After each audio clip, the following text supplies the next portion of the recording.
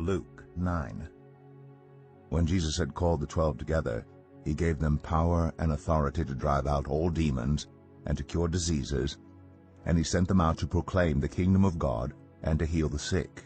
He told them, "Take nothing for the journey, no staff, no bag, no bread, no money, no extra shirt. Whatever house you enter, stay there until you leave that town. If people do not welcome you, leave their town and shake the dust off your feet as a testimony against them." So they set out and went from village to village, proclaiming the good news and healing people everywhere.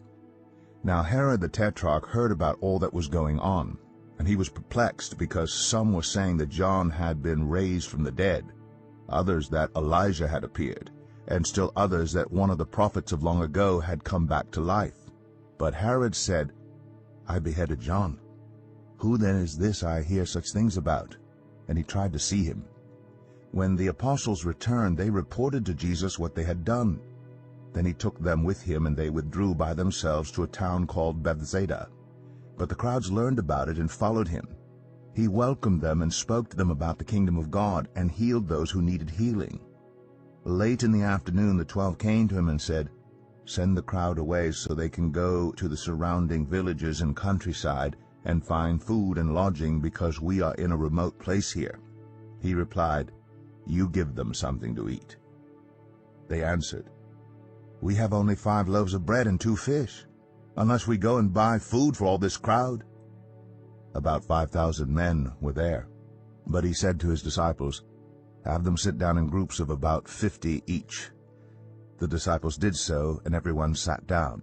Taking the 5 loaves and the 2 fish and looking up to heaven, he gave thanks and broke them. Then he gave them to the disciples to distribute to the people. They all ate and were satisfied, and the disciples picked up 12 basketfuls of broken pieces that were left over. Once, when Jesus was praying in private, and his disciples were with him, he asked them, "Who do the crowds say I am?" They replied, "Some say John the Baptist, others say Elijah, and still others that one of the prophets of long ago has come back to life." "But what about you?" he asked. "Who do you say I am?" Peter answered, "God's Messiah." Jesus strictly warned them not to tell this to anyone, and he said, "The Son of Man must suffer many things, and be rejected by the elders, the chief priests, and the teachers of the law, and he must be killed, and on the 3rd day be raised to life." Then he said to them all, "Whoever wants to be my disciple must deny themselves, and take up their cross daily and follow me. For whoever wants to save their life will lose it, but whoever loses their life for me will save it. What good is it for someone to gain the whole world and yet lose or forfeit their very self?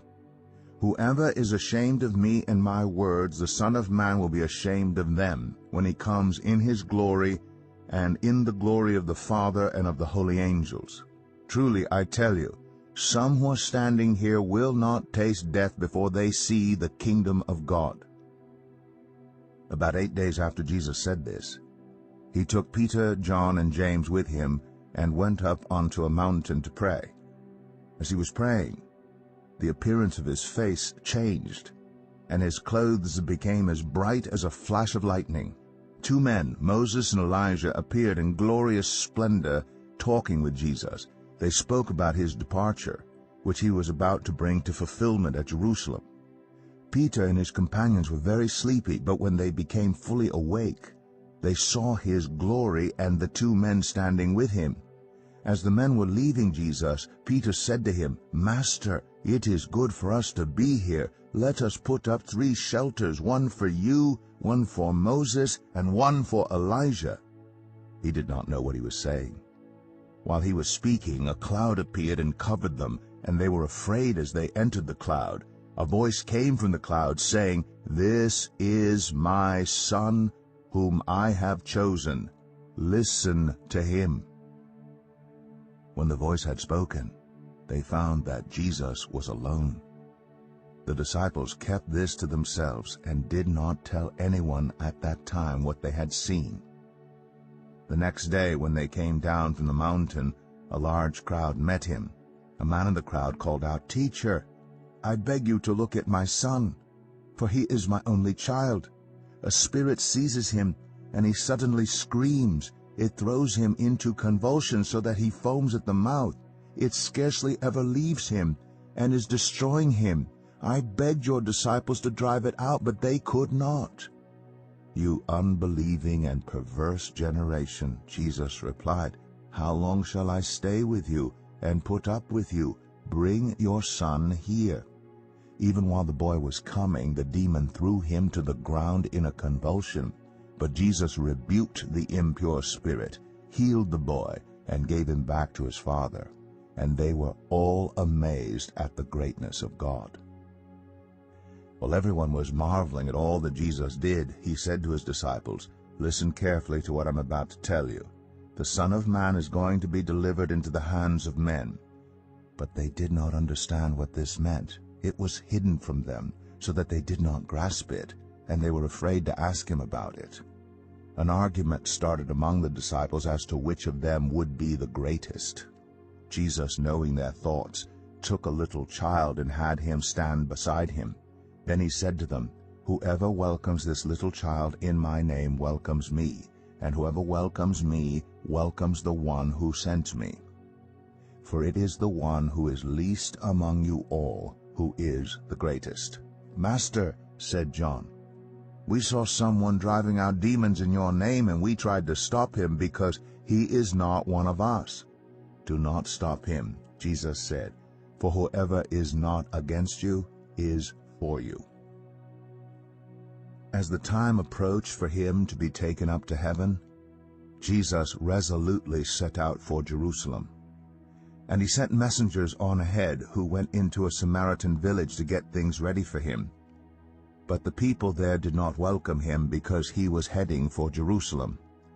When the disciples, James and John, saw this, they asked, "Lord, do you want us to call fire down from heaven to destroy them?" But Jesus turned and rebuked them. Then he and his disciples went to another village. As they were walking along the road, a man said to him, "I will follow you wherever you go." Jesus replied, "Foxes have dens and birds have nests, but the Son of Man has no place to lay his head." He said to another man, "Follow me." But he replied, "Lord, first let me go and bury my father." Jesus said to him, "Let the dead bury their own dead, but you go and proclaim the kingdom of God." Still another said, "I will follow you, Lord, but first let me go back and say goodbye to my family." Jesus replied, "No one who puts a hand to the plow and looks back is fit for service in the kingdom of God."